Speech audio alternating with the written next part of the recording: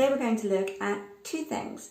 We're going to discuss which words we should emphasize and also which syllables. So I'm going to start very quickly by looking at a simple sentence. I'm going to work. So which words did I emphasize there?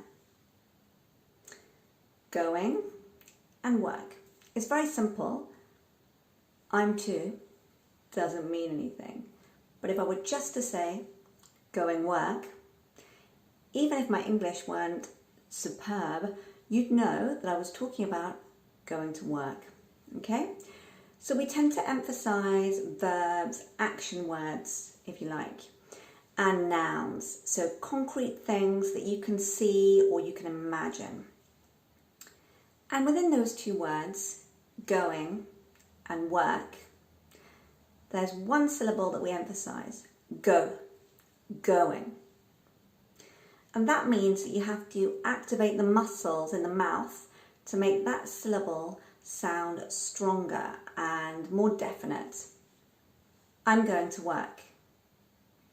A really good warm-up to help you with this is to stifle a smile and hum.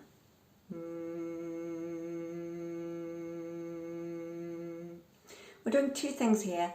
The first is that we're activating the muscles in the lower jaw. And the second is that we're stopping too much air from flowing out. And there's actually a third, but it's not so relevant, so I won't mention it today. So we're activating the muscles here so you can support your voice. This means that you give it more strength. The best way to think of this is to imagine the difference between an acoustic, kind of normal guitar, and a rubber guitar. A rubber guitar is soft.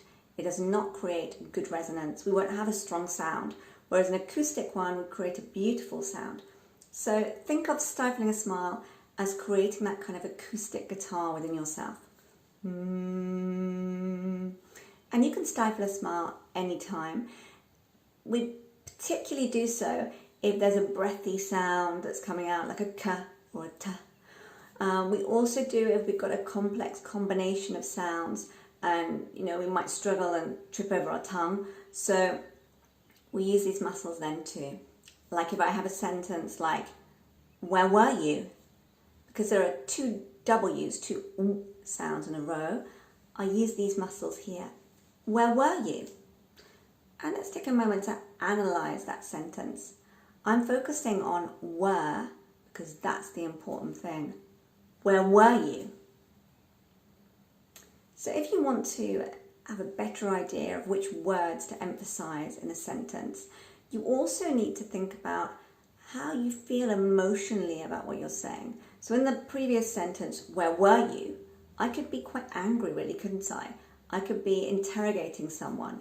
Where were you? Or I could just be quite relaxed. Where were you? But both of them sound like there's some kind of emotion hidden behind them because of that emphasis.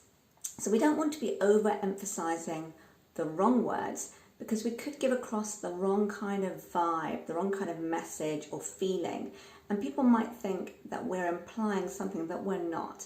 So we always want to make sure that we're emphasizing the correct words to give across the best possible message. Thanks so much for watching today. I'll be recording another one of these to follow up. If you enjoyed this, then please do like it.